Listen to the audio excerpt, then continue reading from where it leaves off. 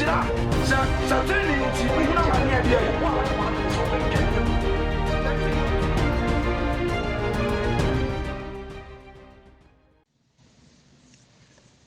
nipadua no ewo n'aduane a odie okra no nso ewo n'aduane a odie pese oye kom na fulu adesua ne pa evise anopei no ade awrade akire me se mema monye na so ka wani mienu guso a watumi agye wo kra ne nkwa no eyade a ifiri se osoma me no menka asasem wei onkyere me saade wei da eti ebra o reveal kyere me no na esese mimi di kan ede ade ne ye adwuma na se ewie peye mame a na mehu ne nukuredi ewo mu a ba kyere mo nso enkwaje ho adwuma no se obi amoawa ebeye den pese o shade we nso efise Peter oni Yesu benante according to the word of God no o se ni obeji obanadi no owo nkwa ba se Yesu amoa Peter anka Peter wanya nkwa Judas Iscariot eni Yesu nante oji Yesu di but wanya nkwa enipa bebre abeji awrade adi omo enya nkwa omo wuwu eti no ansana obi betumi enya nkwa no esese nyame kirew enema a wo beye efise enkwaje ne yemfa ya no enka se me pehevi akokekesa enyuma bi bata ho nyame akwan bi bata ho a esese okire wo na okra ni nya hoden so okra na nya sa aduane na ani a I'm telling you say ubedi awrade achi saa asan ko seyim efise wasofo bebre wo ho a wo mu preachi enkwaje but ade nipa be ya ebema enkwaje no ne nsaka ne wo hu se menya nkwa no wo mu nim saa ne ma no eno na se me kwa awrade animu a no wafa me so kyerɛkyerɛ eti nipadua no wo na duane a odie eno wo na duane a okire okra no nso wo na duane a odie ti asem ni yi eno no nso wo na duane a okire na saa niema we no wanhu ni nyina maako a ebehawo dwumadi a yedi yenyina so eyetenene ministry we centered on righteousness tenene kronkron ye ahotie eno ni aduane a okra no den edi but me ba be ka ehuntasem bi ewo kyerosem nim ene menche wadesua we hu kra ebise saade ketewa we ya na okese na kyere me a esese me kyere wo na metwe wadwen si so ebise obi a onam saa line we bia no oninkwa eti kwan ba ko obefa so ode behu se me wonkwa ana me ninkwa eno na me be kyere wo na maboawo ama okra no wama no aduane obedi a obenya nkwa ebise ye ba honamu a aduane bi wo ho a esese otade ma okra no esa otade feed okra no na the secret in it say enipa bebrenim saade we enipa bebrenim enimu amonim ti no amam okra no all the time eya say train ne nkwa na okra yes train no yade a enimu a bibienu a oya ebeyeye denso ewaduane esese odi feed uso no ewo honamu but me ba be kirewo ebia na wonim ebia na wonte ne mpani nsem da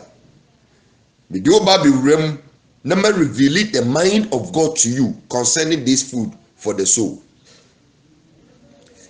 For Bible no ne yenko Proverbs chapter number 10 verse number 3. Yeni kanko Proverbs chapter number 10 verse number 3. Kwan ba ko abefa so ede ehunu se wo nkwa ana unim kwa wi ana maba be kirewo aduane ko a esese odi ma okra no edie enye nyame asɛm ne de aduane okra ne fidi one de da wei me kire honam mu de aduane esese odi fidi uso no na enema papa onyankopon asiesie de ama no onsa atumi aka. Proverbs chapter number 10 verse number 3. Mebusem Solomon mebusem no itia eye edu ne ntichemu a eye miensa. Ose Awurade emma ekom enne oteneni ni kra. Awurade emma ekom ende oteneni ni ekra. Na obonefo adepedie okegu.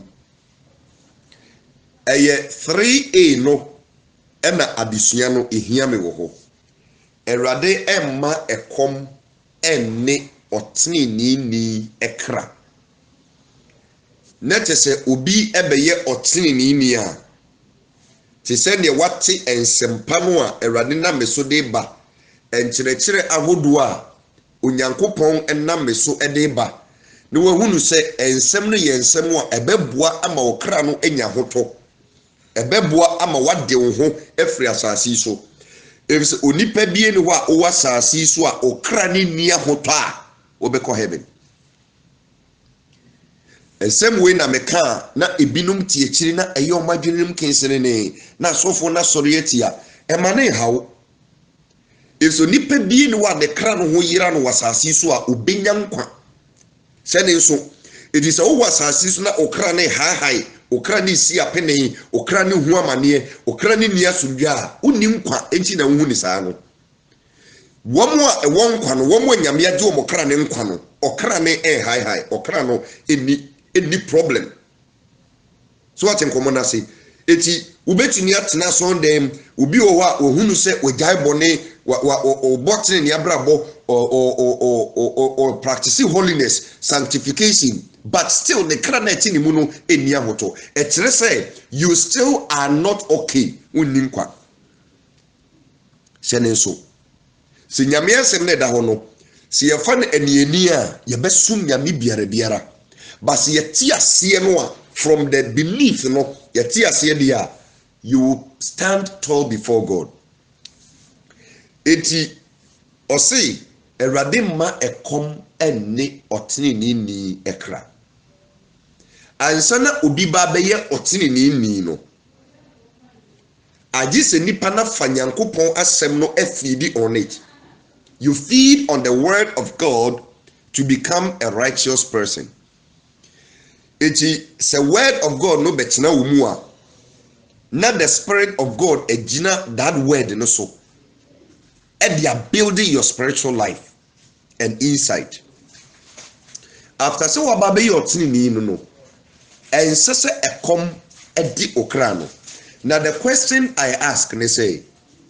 what does the Bible mean by ekom bedi obi kra? Se ka se ekom di obi kra as a chire ne saying why and the com ede ne kra se nipa no oye nipa ben edie ben ne koso na setinem na brabom se ye ka se ekom di obi kra onipa biya no adie bia onipa bia na hwehwe no wasase so ha no enye nipa bia no na epe eye wo kra no na ehwehwe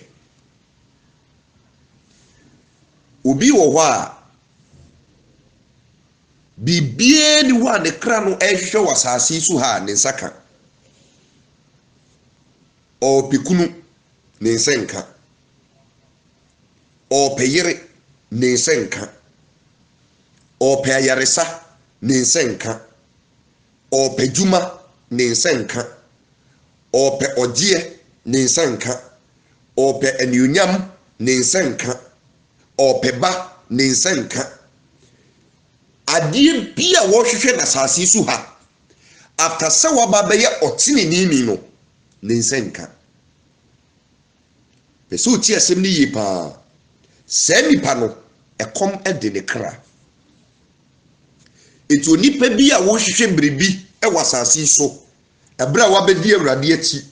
wagye na semodi wayi ho afiri bonim oti kronkron ye abrabom na wapa ho achi ama wiase na udina your body the things that you desire na eniema bi a okra na hwehwe still onsa enka no o sa nipa no sunsun no ekom ede okra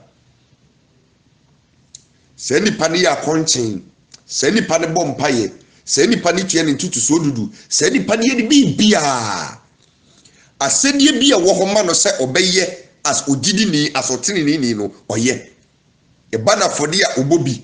eba na do ya oye bi yenkohwe nyanka oye ade bi a sefata se ogidi ni ye otene ni ye no oye bi but wo be bom paye wade bi hu sa de ne sanka ese hu se ekom ede okra no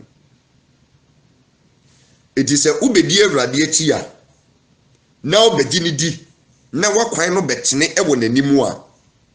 onyankopon oma ekom ene wokra wonim die je oma ekom ne wokra no because waba be ye otene ni ewo nanim eti se obeye otene ni wo awrade anim na ekom da so de wokra no o pe bibi okra na hwehwe bribi o hwehwe mpagya bi o hwehwe ni onyam bi enkratasem bi adie bia ebuama onyamesom na okra no ho tono na wumu no asumdwe there is internal peace because Jesus Christ is the Prince of Peace. It is okra na nya sa asumdwe no amfa ntena sa asiso a minia ekom de okra no nipa bia ekom de ne kra no onim kwa it is opese ohunu say wo nkwa ana wonim kwa be pese wo tena se na wo check your life assess your life ne bisa ho say edie be na wo kra ne presa ne nsabeka a ne nsanka ye saa die no ho kom de wo kra no eti kopem se wo kra ne nsabeka saa die no there is no way wo ubenyam kwa wini die ntia se ubi ba awrade mu a se nipa no through his faith in Christ Jesus no waba be di ade eti niema wasasi su nyina no ewo ho ma se nipa no Yesu di kankan hwehwe nyankopon ahenie ne tene ne kane na eniema na aka ni nyina no a okra na hwehwe no ode beka wo eti se osanya ka tene ne ni se wom de bedi adanse se afei de wotene na wanyankwa ewo awrade anim ne se adie bia okra no be presa ne nsabeka say yesika say ya wade say ya bawo say ya yaresa whatever it is me pacho enye de bonyefo asem na meka so tia so dem da so tiboni mu a enye wo asem na meka won a wadi ensempa na di won ho atoso oba wapa ne ho ati amawiase adie bia etene holiness or practice holiness no both inside and outside and yet cosmetic holiness and I make am I'm referring to total holiness. We send the panua wati awrade di na odi wo ho to no so na wo bia ye awrade na wo hwehwe bibi okra ne presa ne nsabeka bibi na ne nsenka no e kire say ekom ede okra but the word of God no enchire sai ubi beye otini ni a ese say ekom de okra. Take the verse again.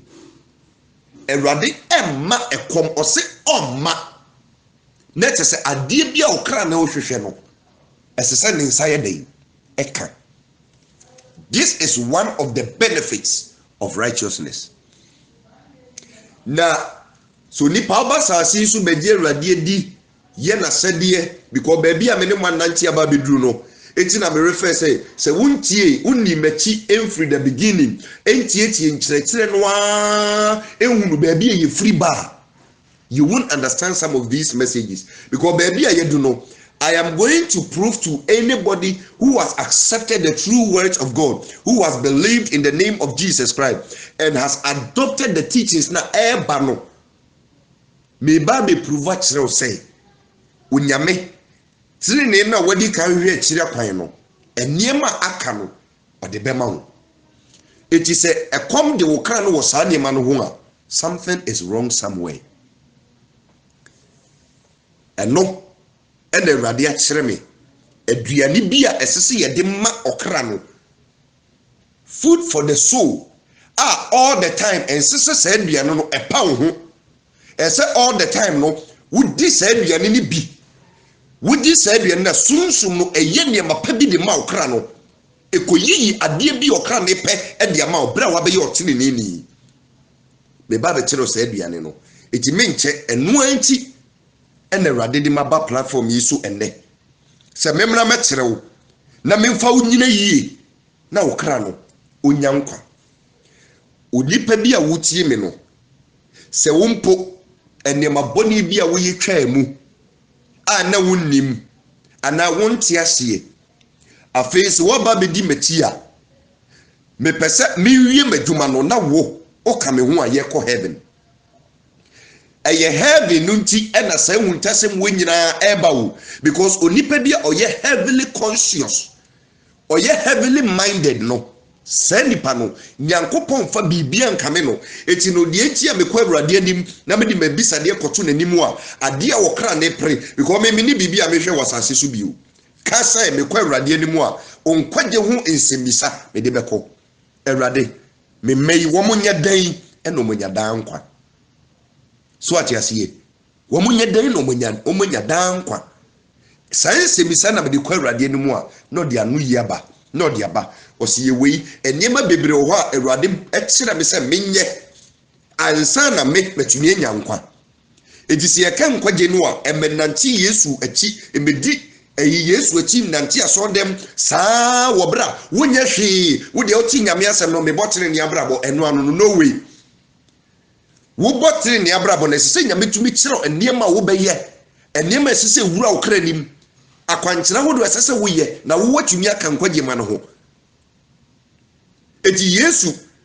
wɔbae sɛ ɔba abɛgye yɛ nkwa ɛnsɛmpa na ɔbɛka yɛ no ɔka asɛm a ɛbɛma ɔkra na nya nkwa but ɔyɛ adwuma de fa yɛ nkwagye ne ho daresia na ɛka nkwagye sɛm a Yesu de bae no sɛ ɛsɛ sɛ ɔde ne kra to hɔ ɛsɛ sɛ ɔwu ɛsɛ sɛ ɔpɔw ne blood wanyɛ saa deɛ no a nkwagye no asɛm a ɔde bae no ɛnwie pɛyɛ yɛntumi nya nkwa eti wɔno di kan yɛ biribi afa yɛ nkwagye ho so ate nkɔmɔ no ase Yesu di kan yɛ biribi afa yɛ nkwagye ho eti heaven no ɛyɛ easy for you to go when God shows you what to do in order to be saved ɛbere bi ɔdefo bi ba Yesu nkyɛn ɔsɛ menyɛ dan na menya dan nkwa ɔsɛ kɔtɔn wɔn ahodie nyinaa fa ma ahiafo ohiani wa bɛn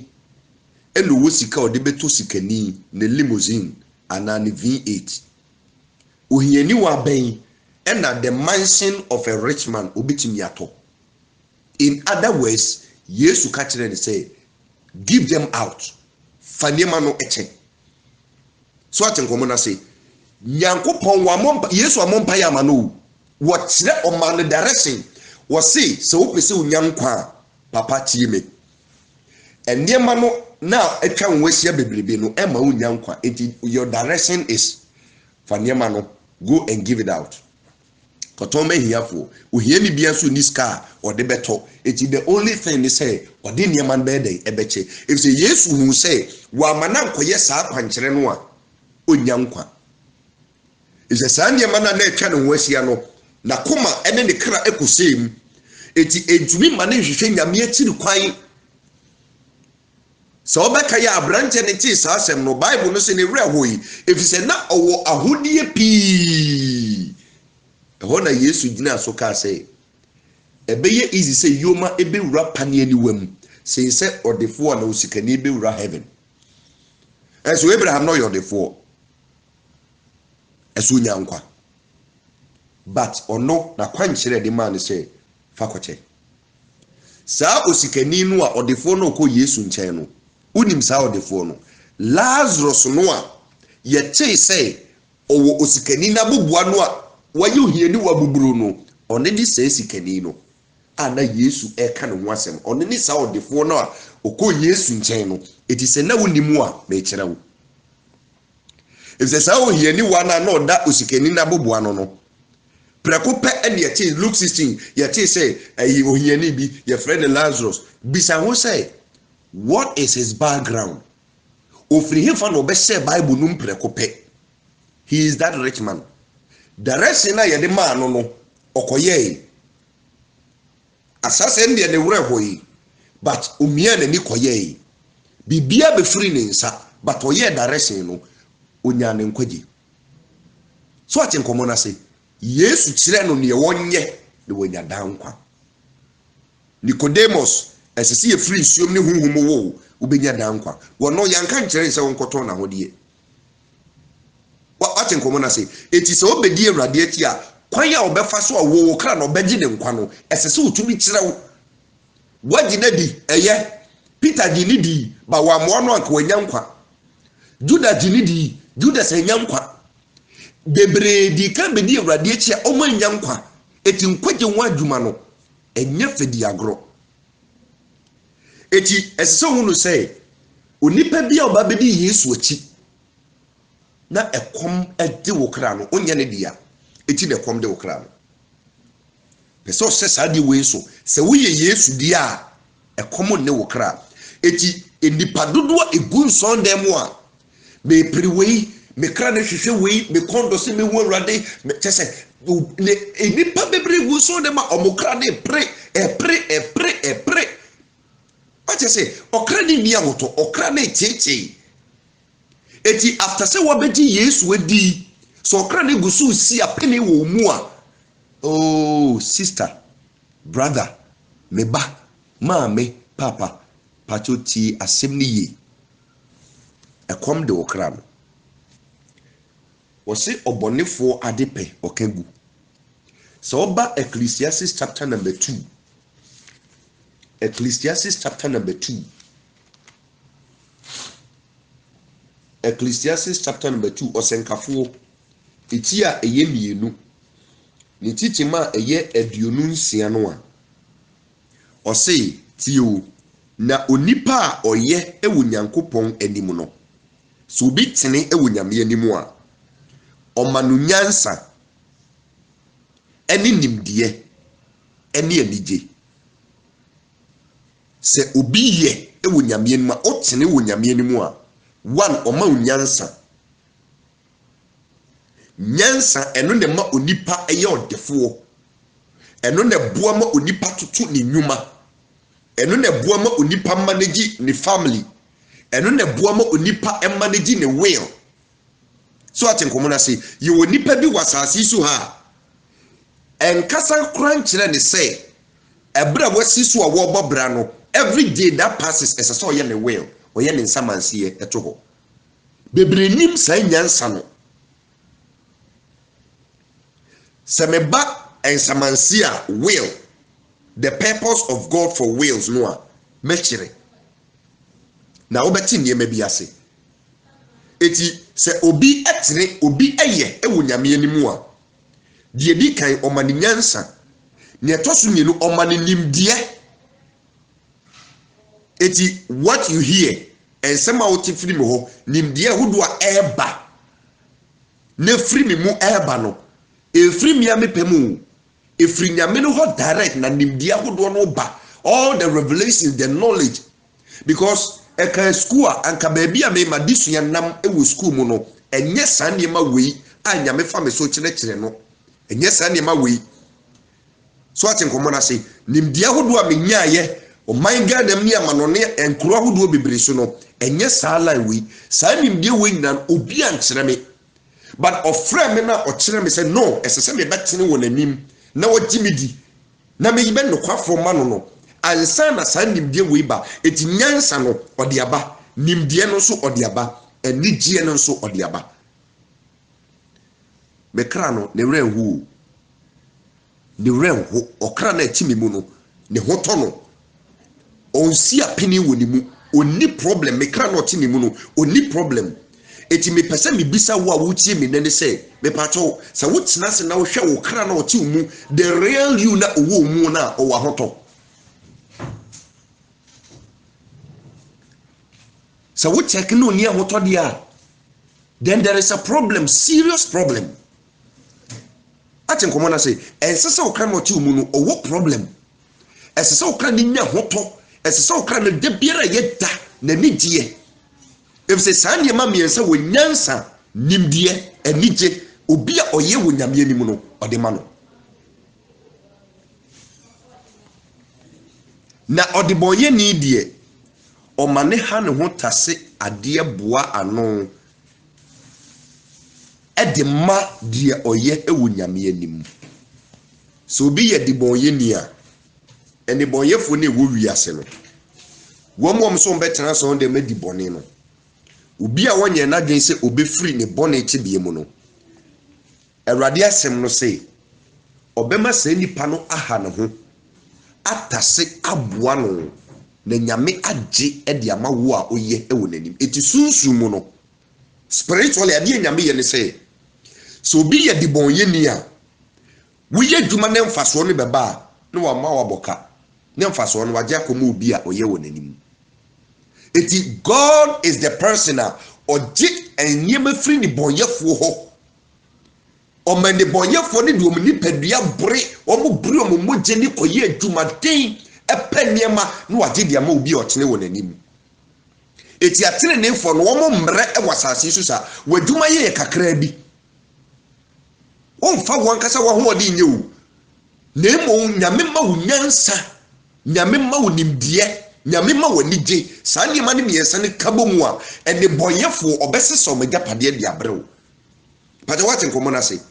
eti da bia metaka saa se mwe se wo ammomode amaye otene ni amaye ni papa wo nyame animu a ekombede wo kra no de enti ekombede wo kra ne se enema esese wo nsaka no nyame bati ni nyina de ma mesofo Bernard ebri bi etwem ebra me say Pathway to Heaven International Ministry asefoforo no me ka kire asore mane say ensem onyame na me so e ka kire wo no so ma mfa no ma metene e wo nyame animu a ebri bi beba omo cars o mbetwi nyina no nyame beje cars ne de ama me adan hodo a esese omo sisi nyina nyame beti ni nyina de ama me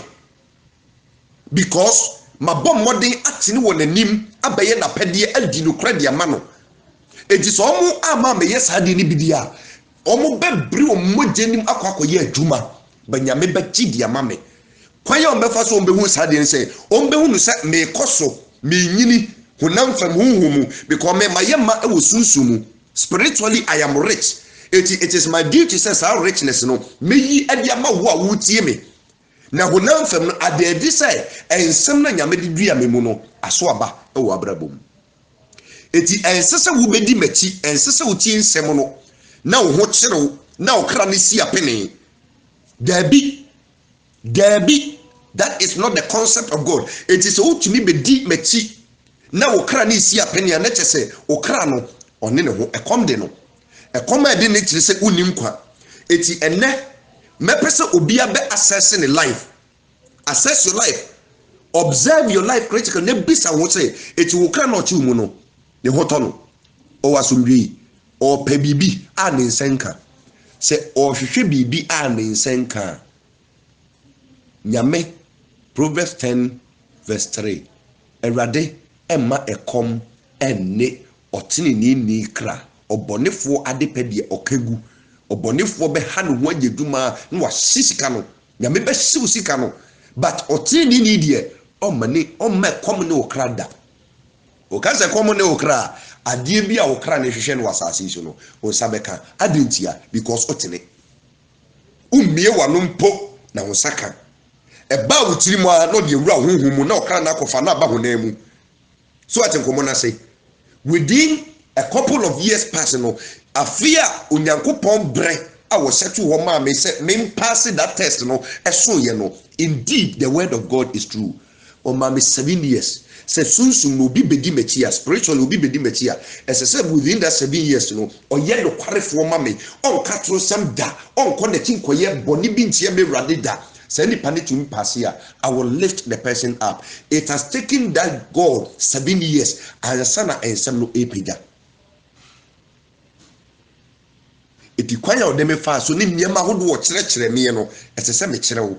na wo so nkwaje na ye simple if say mamoa wa heaven kono ebe ye den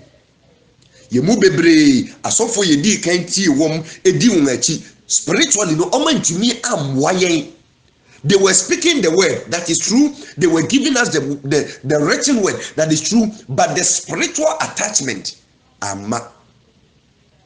It is a spiritually no. Okra no esi apene na ohwehwe or pray. Ebra so se me ware na okra na sase bo nkaye. Odi aye akonchen, odi aye mpalbo. Yare bi e bai, okra na sase hwehwe yaresa. Enso yaresa yima. Na che se woni nkwa. Asem na me no ka ne no ehu. Enchirekire we ehu, ti asem ni ye pa. Na che se woni nkwa. Enti na wo bre no. Woni nkwa enti na wokra no ete so no. Woni nkwa. It's one of the things ebemu ohu se wo nkwa ne se Awurade emma ekom enne wokra no. De wo hwehwe bia no osaka. It is wo hwehwe bibi na wo nsen kan ya ekire se ekom ede wokra no. But what in common say? Ekom ede wokra no. Now obi a oye otene ni onse dwumadie bi ase ana wonye bibi ma won kasa wapem. There is no such thing. Ompem wanimu na woko. If se nyame ompem danu a Mose ni Israel nam esere so eko Canaan no womu koduru epokoko na eyom so omapem ba no mompem ye nyame toa wo so eti adie bi a wo so obetene wo nyame animu a wo hwe no onsanka no ekire se ekom de okran me nkwa akiri we ni asem titiri a wakire me a me pese me ma wo hunu na wo sase ye ho adwuma me pese ekom be de okra o hwehwa yaresa esese won saka o hwehwe aware a esese won saka wabaye otini ni de esese won saka eti na so yi tini ni free mu a eti mu a munni tini kwan so no be pache begin to walk the path of righteousness and son waba be do sa disua we ya me no kan wasem no is a wo tirim po say me ye boni eti Awurade de e na nkanya me kumi free asase so me sa na me bo me tirim po ofre me no na me ka se me ye boni eti Nyankopon asase so no e na nkanya me kumi free ha na me ko heaven. Because of some mentality no all the time I am being guided. What I say hum na kumini pedua akono akwa ni nyina eti ade a me dwe ho asase so amewo ene se afoforo so ebehunu Awurade no mahunu ni yi no manya dankwa na empokyere ne enche homa hodo a Satan de akyekyekere wo no mesane sane ni nyinam 1111 metiti ni nyinam saa. And you now hear the line of teachings never now and you're spiritually inclined because obonefo ne de ahoma hudu bebre achichiri nipa it is a nyame amfa so amwa antititi san homa ni mu a there is no way obenya heaven yakọ it emfa ni agro heaven no emfa ni agro entoto heaven ase ye ho adwuma me be kire wabiane ko a osase de ma okra na spiritually no uba benya hoden na niema papa ne koma de okra no onsabeka etu obetwa se wosi apene na waba bedi machi a ka wakoma to yem mese etu obetwa through the teachings na eba no ni nyina ba be kate na uso no waye free eya yaresa na wonsaka eye ogia na wonsaka eye nkunimdia na wonsaka eye betese ni okra ne hwehwe bia na fe usabeka no wahu se afeedi asem na Yesu kan se ayi hwehwe trene kane ene na hinie kane na nia kane de beka ho no ubehu asem ne ye nokure ye mu bebre akenkan sa asem ne sa Matthew 6:33 no but it is not evident in our lives. We pursue righteousness but we lack a lot of things. So what in common say Paul can say be Philippians chapter number 2 verse number 12. Philippians chapter number 2 na me fa addition no mbra na we a quick one. Philippians chapter number 2 verse number 12. For Bible na near cooking kan. Me ken kan free asante twi no o say atifians enkwaje hu mmodembo. Those grace preachers who say once saved forever saved. I've already told you say grace cannot save anybody. Don't abuse grace because it cannot save you. if you do that. And upon so say enkwagye hu modembo na tese obi pese onyankwa a ese se wo bon hu modem ye ka modembo a eyedwumadi ese wo ye bribi eti Paul say enti madofo sadia moye sitie daa no enye se bra me wo mo nchen enkumu na emu afa mi ni mo nchen titire no momfa osuro ne ahopopo enye mwankasa monkwagye hu adwuma ewie dio momfa osuro ne ahopopo enye mwankasa monkwagye hu adwuma nye den ewie yehu wankasa monkwagye hu adwuma wie no bisa ho se adwuma ben na yeye se Yesu abewu nti se Yesu abewu dia adwuma ben bio na wo se yeye emodembo adwuma no edoso heaven and croy no ne nkrabata no edoso the branches to heaven no edoso eti esese all the branches no ewie peye ansa na wetumi ahye mu. You need somebody to help you. Asidanka ye nyankopon se wabumi no kwafo na niema eboa ma okra no etumi nyini no okyerechire na wafaso edie sane okra no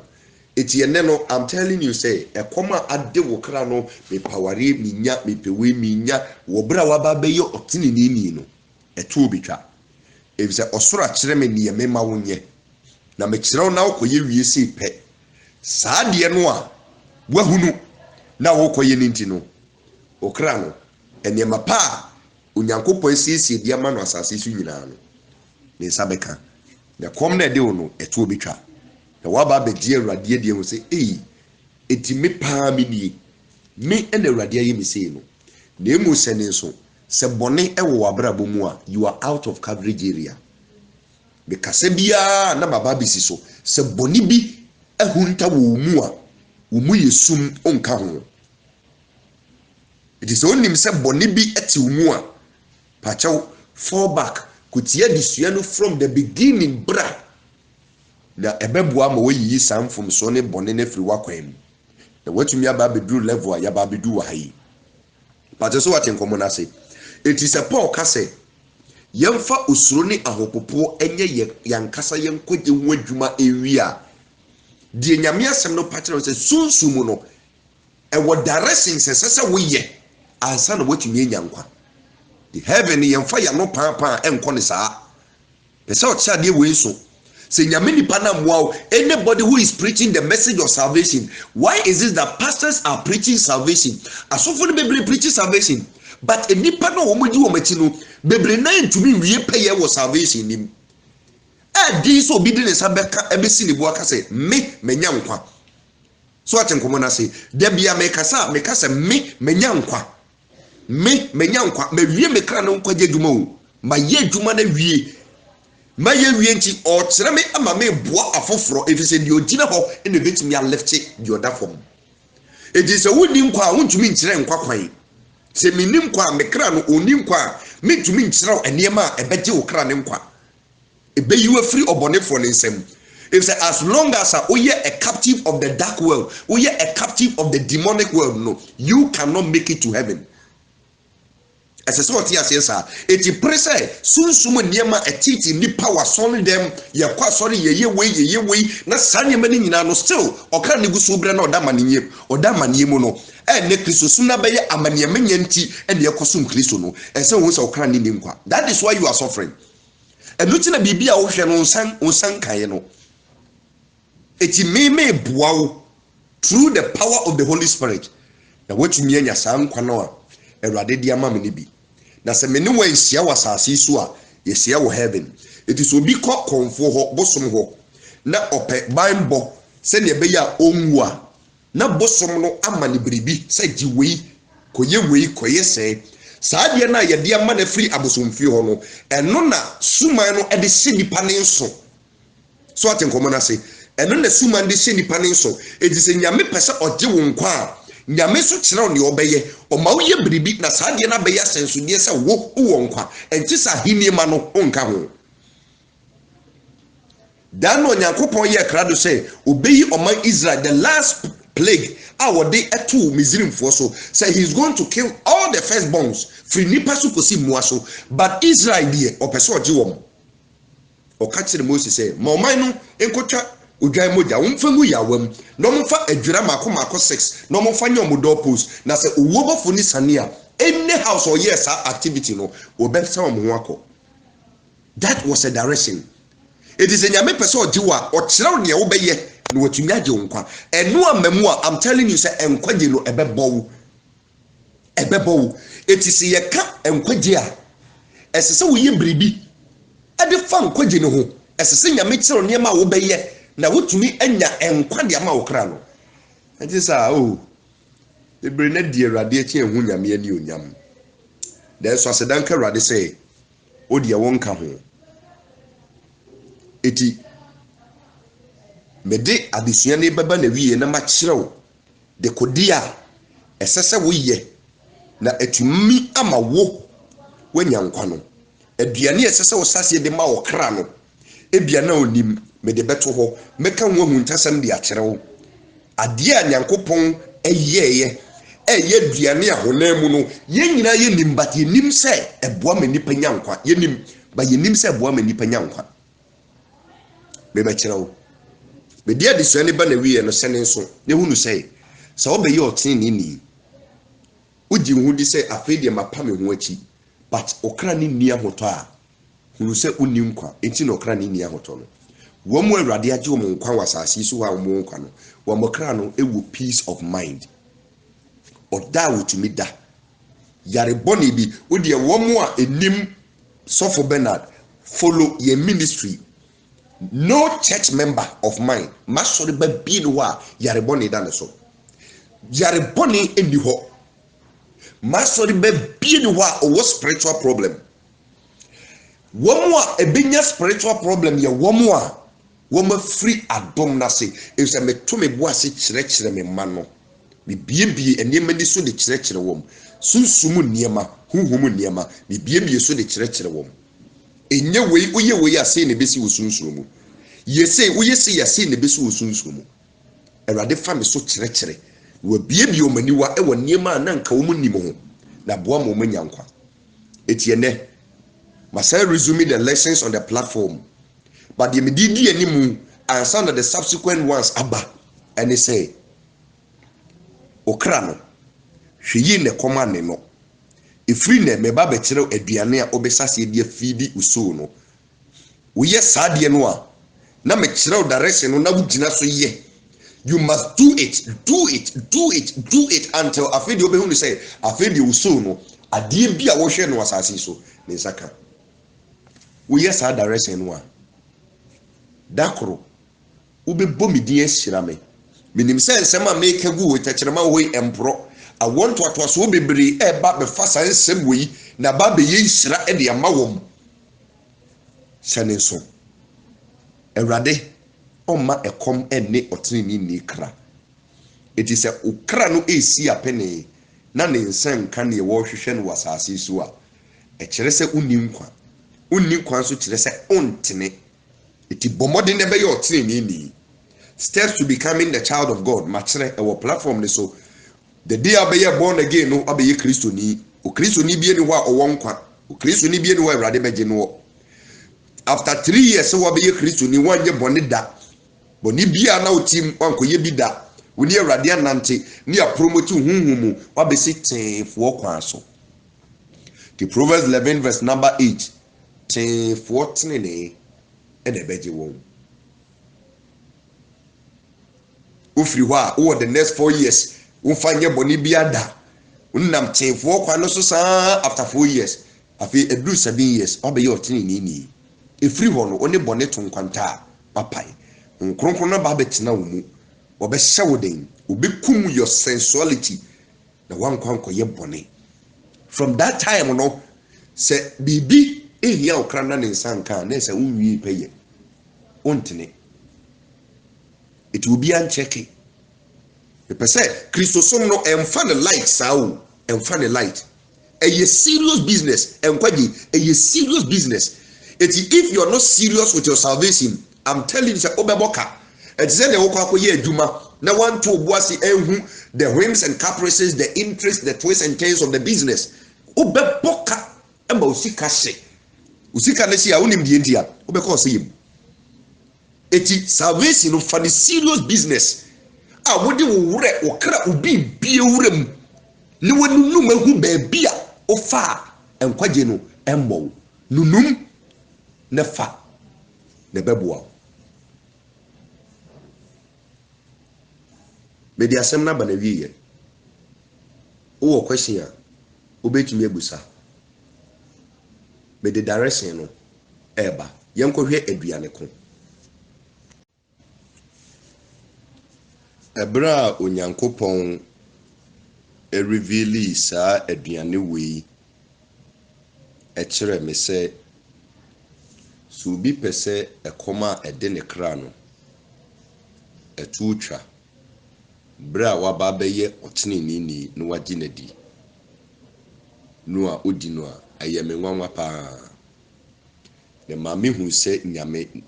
oyi nyame evse yenyina yinim se aduane we ba na me nim da kopem se erade kan wasem ede kire me ebi a won so ebeye surprised eti me ba be kirew die nyame reveal ede amame a sabre no kan wasem no aboamia de aba besinde one of the secrets anyame faso ede ginipa ekra no enkwa oteneni ni no nya beya hunu say you are a primary target to the devil. Eti esese nyame kirew ade a ebema okra no ho atono because the moment okra no wo under attack na okra no aye subdued by the dark world no you lose your salvation. Say aduane we a esese odi feedi uso no eye honey, pure honey, ewo na ewo no sa emoa no bees na eye ewo no nyame create wom specially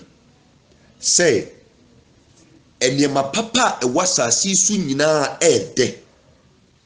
samwa no entwetwe ni nyina emwa no pese oti asem ni yi eti emwa no bees no a omeye ani no baby a womo twetwe enema a wom de ye beye bees no de beye oni no eba no ebru adwene ntiase so emoni chin kofa ne mapana nyame die dua asase nim flora no eye plants ni nyina no mo ba be boa no mo dia yesa oni no. There is nothing in this world that is sweeter than honey. No additive. Your first shitri bi anka ho na amazingly the same way onyankopon ontwem ote ho daada na onwu na obia beko ababeto no na hwe nye no sapepepe na oni so tie ewo it doesn't have expiring date and expire.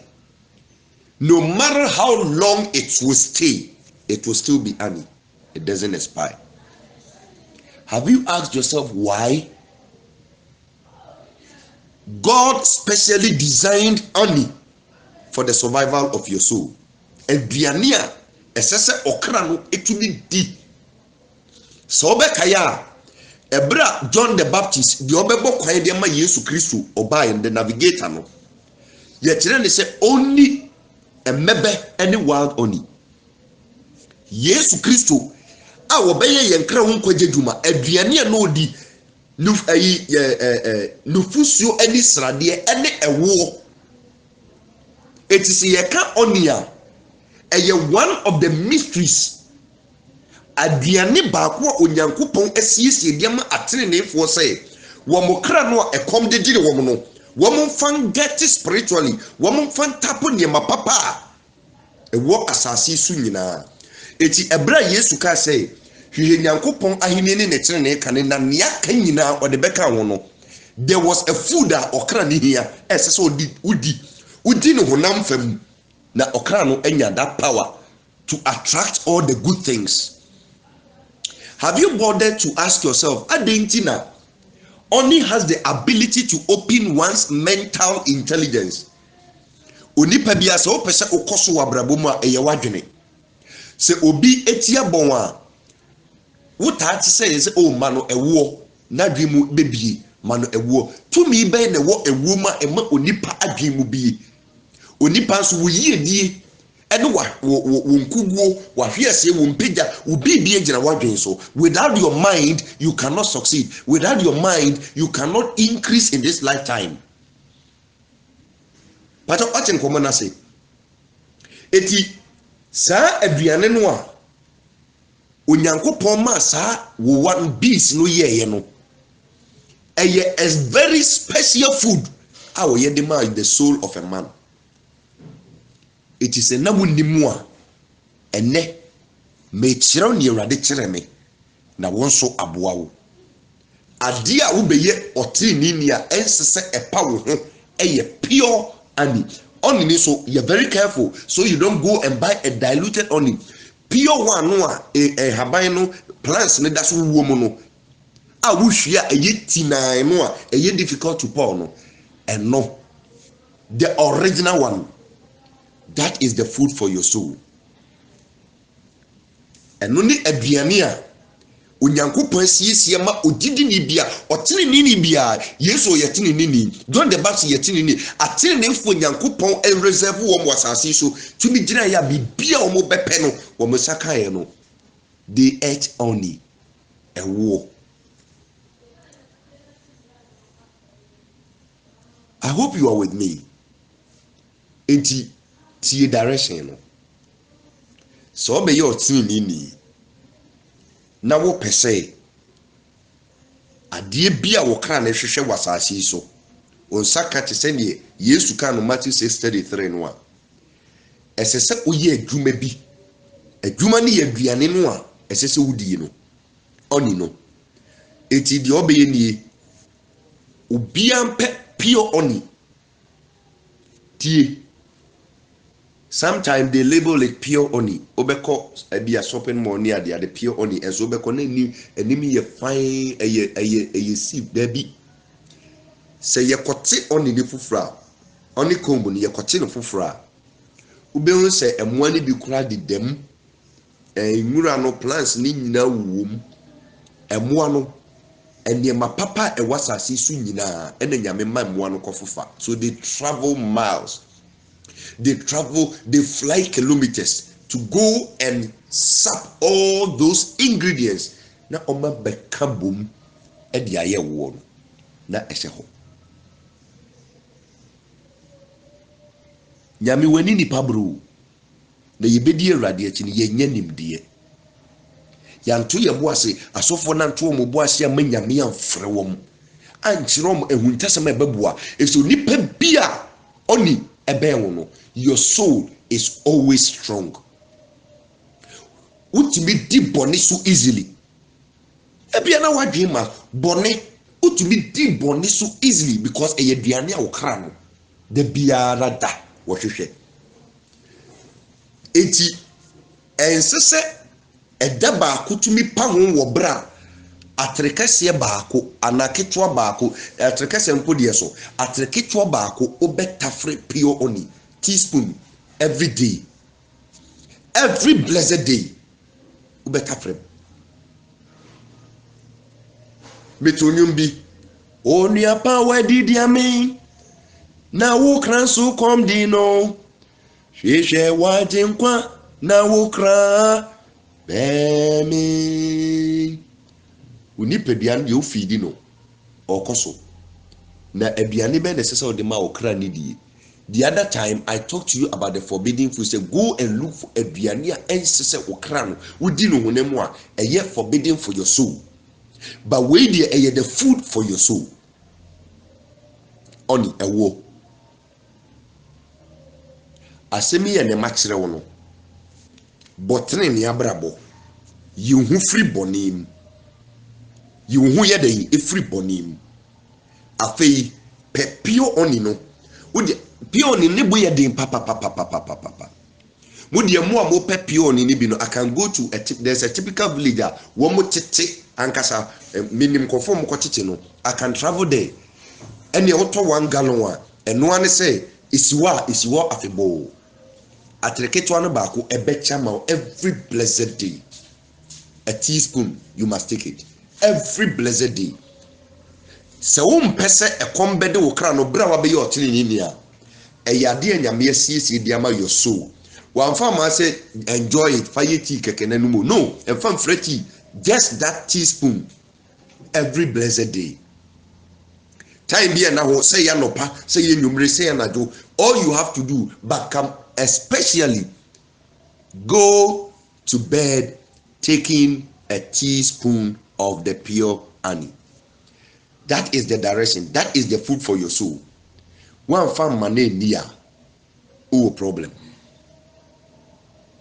it wabe ye otini ni no ehuntasem e bata okra no hono no aduane esese wodi no it is a red fear make how yesu ono ye tini ni dua no na duane obedi ye eye wo eni nufusuo eni srade John the Baptist a obebo kwan ma tini ni dua no se wo mra medua ho no wono so na duane odi ye mbebe ni wild honey. Ask yourself, these two spectacular people, why honey? I didn't hear same come say and no near be any woman because they were going to set the soul on salvation.